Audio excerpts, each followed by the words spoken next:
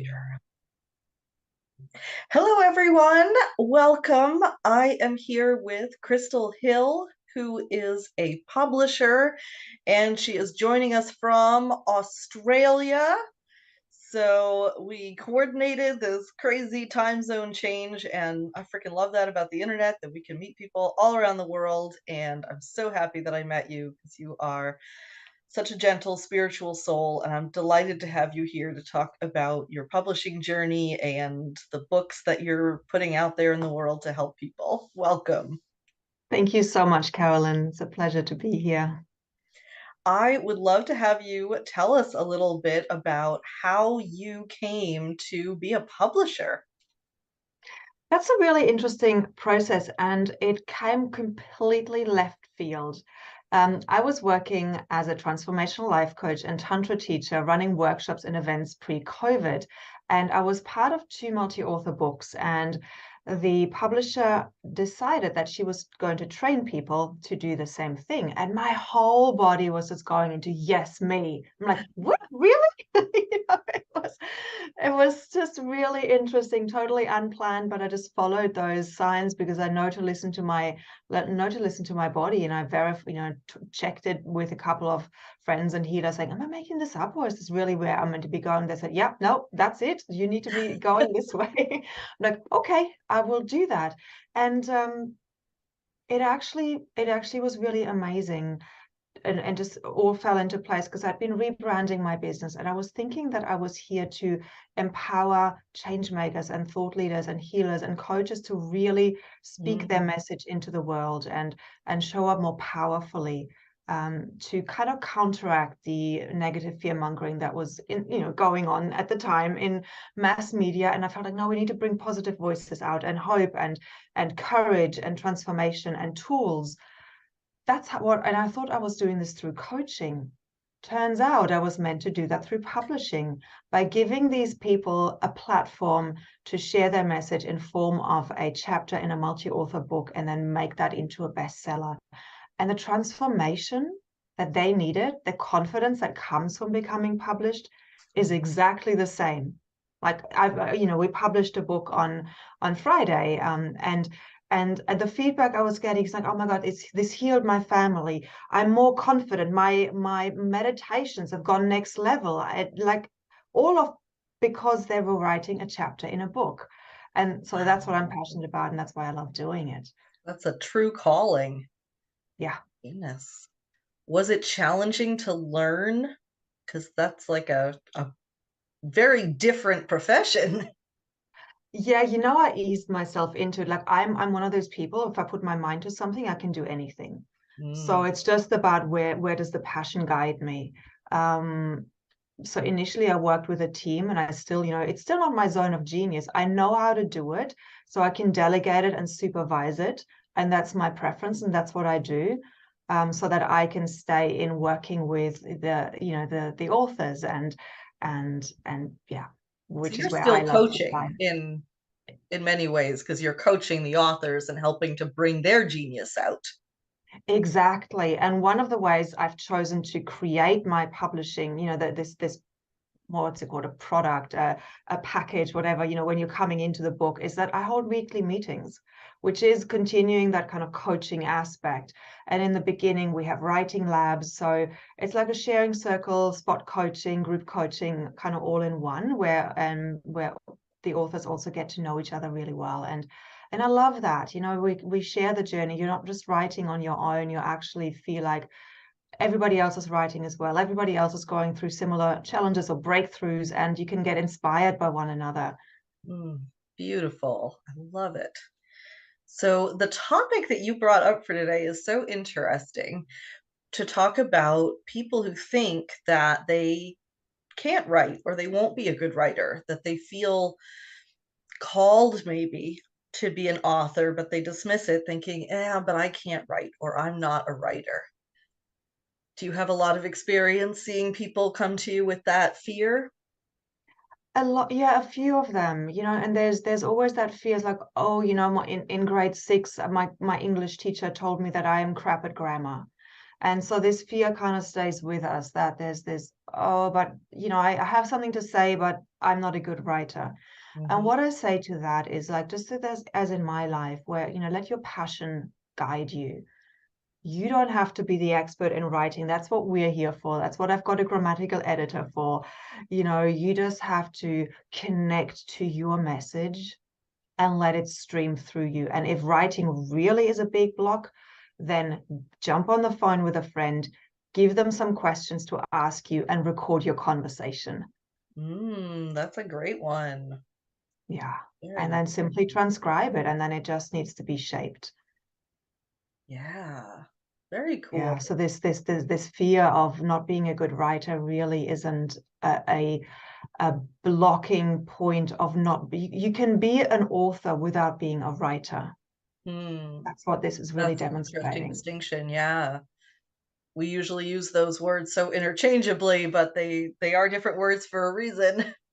Absolutely. And there's ghostwriters as well. So you actually don't even have to write your own book, but you just have to have a message that you're passionate about and something that you want to share with the world.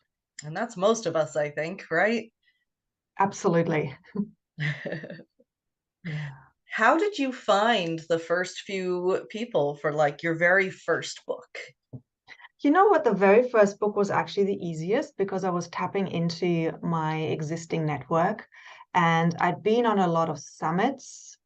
So I simply went through everyone that I'd known that had spoken with me on summits or that I had interviewed on summits and just put it out to my network. And it was actually really easy, that first one. It was then when the second one was a little bit slower going, um, because yeah, now and then it became about referrals. Then I started networking and connecting with people on a regular basis so that um people started to know about me and start referring to me so that it becomes a bit easier actually. But it actually, no, it doesn't become easier. It's a different way, right? The initial one is like, here's, oh, Krystal's doing this new thing, let's support her. Yes, I'd love to be in this book. To then, okay, here's this publisher, she's got a proven track record. She puts out these #1 bestsellers, every single one gets to #1 in at least 3 to 5 countries. I think I can trust her. Let's go and work with her. It's a different energy. Mm. And therefore, it takes us a little bit longer to get these connections in. But I think for me, what I love is networking. So that's how it keeps happening. Yeah, networking is pretty powerful. Yeah.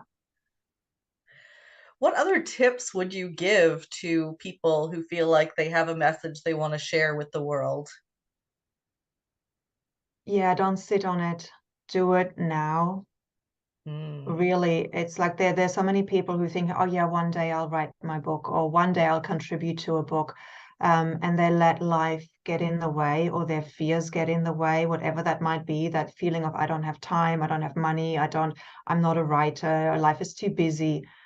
It's like, no, we have to do it now. And the example that I can share that really brings that home is that in our book, we were working with a contributor, really beautiful woman in her 50s, had a powerful message to share, and she actually passed away in the process of our book. Wow. Totally unexpected heart attack. Mm. She had written her story and it was complete. And so we were able to share her legacy. And she actually came to me in in my spiritual awareness of one night, and she was like, I could feel her that she really just wanted to make sure that I was still publishing her chapter, that I wasn't just going to take it out because this was her legacy. And so of course, we made a celebration, gave a special tribute to her. But yeah, we never know what can happen. Life can change at any moment, and if you keep and there's so many people who die with their message inside. So don't be one of those people who say Yeah. one day, because you never know when your last day will be. And there is only the now. So do it now. Find a way. There's always a way. If we ask the right questions, we can find the answers to do it now. A book is such a powerful legacy. Very few things are as lasting as a book. Exactly. And you never know who you're going to impact with your story, whose life you might be saving, whose life you might be changing, you Mm. know. And that's the type of books that I put together that are inspirational, transformational, and even with that intention to activate the reader to shift something in their reality. Mm. So do you choose the topics of the book first and then look for contributors for it? How does the theme of the book come about? Yeah, so that's what I've done in the past. I look at what am I passionate about, what's resonating with me, what do I see in the world as something that is a theme that I'd love to address. And then the topics come. I'm also starting to work with lead authors. So what I've been starting to do is um, work with heads of organizations who are looking to increase brand awareness. So Mhm. this could be any kind of organization that just wants to bring their members, wants to feature their members in books. So that's what I'm looking for next year, to come together with those type of people, as long as they're in alignment with my mission, which is to make a difference. It's got to be some kind of making a difference type of book that they want to put out there. So yeah, it's those two ways. That's lovely. Yeah. Do you have any stories about ways that being a contributor to a multi-author book has impacted someone's life? Absolutely. I mean, there's a lot in my containers. There's a lot of collaboration that happens.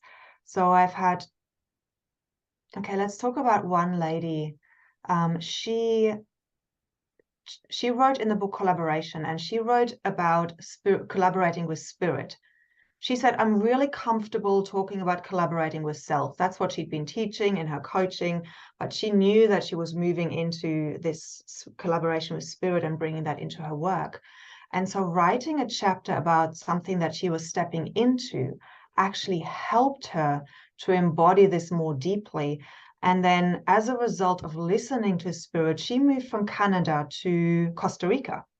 Oh, And wow. that came out of the result of, her deepening into and meditating and embodying this, collaborating with spirit, through which was sparked by being in the book.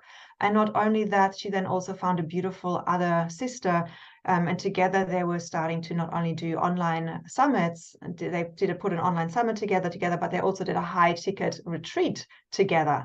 So, Oh, that's some pretty powerful things, that both tangible and intangible benefits. And I always love to, the intangible benefits. They light me up. Yes, we get expertise, we get what's the word? We get recognition. We get to have this title of being an international #1 best-selling author. And when we embody that, that activates confidence and magnetism and clarity, perhaps. That's another thing. Some people who are, maybe in their first 2 years of business, and their clarity isn't so strong in, who am I? What do I stand for? When they reflect on their life, when they look at their values and their voids, and then write from that place, write their origin story from that place, the mm, clarity that they gain helps them to show up in a different way, which then attracts more clients. And yeah. one final story just from Friday. And Dave, I mentioned this publicly, so I'll share it with his name. He's from Mauritius. And in Mauritius, and he's a psychologist who moved to New Zealand, because in Mauritius, they're still not talking so much about their feelings and their emotions, but that's just who he is and what he loves doing and what his gift is. So he moved away. And by him sharing his story in our book, really vulnerable, all of his challenges at home, it healed something in his family. He said it was the most powerful experience, that suddenly his parents saw him in a different way, and they had a conversation about the things that happened when he was a teenager, Wow. and it healed the family dynamics. Oh my gosh. That's so So you inspiring. never know what can happen when you say yes to a calling. This inner little ping, as I call it, you've got this ping that you want to follow, that nudge to be in a book. You never know why spirit is asking you to do that. That is true. And you and I are both contributing to a book together. Two even, right? Yeah, because I'm going to be in one of your books. And then, totally Yes. coincidentally, we ended up being in another book specifically for book professionals. And I know what really drew me to that project was the networking. Networking is so powerful, and to know that Yeah, we could have this connection with other people in the industry was a huge draw for that for me. And then you absolutely. have Same here.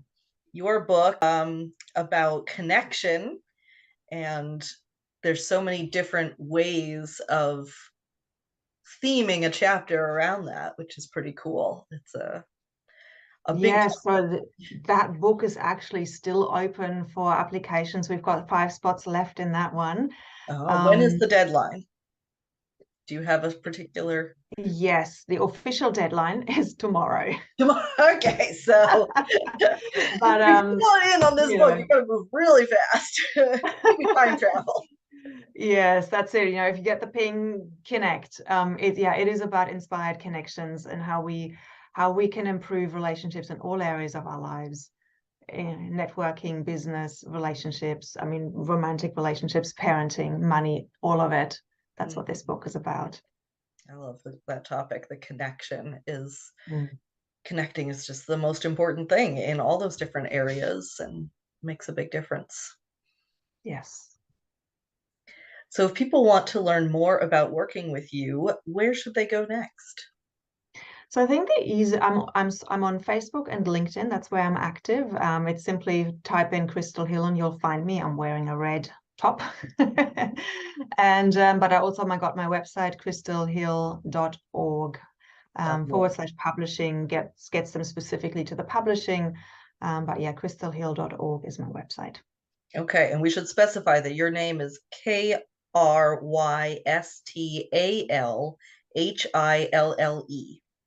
That's it. There's a lot Yes. of different ways of spelling crystal, so we want to make sure that we get that right, especially for people who are just listening and not watching.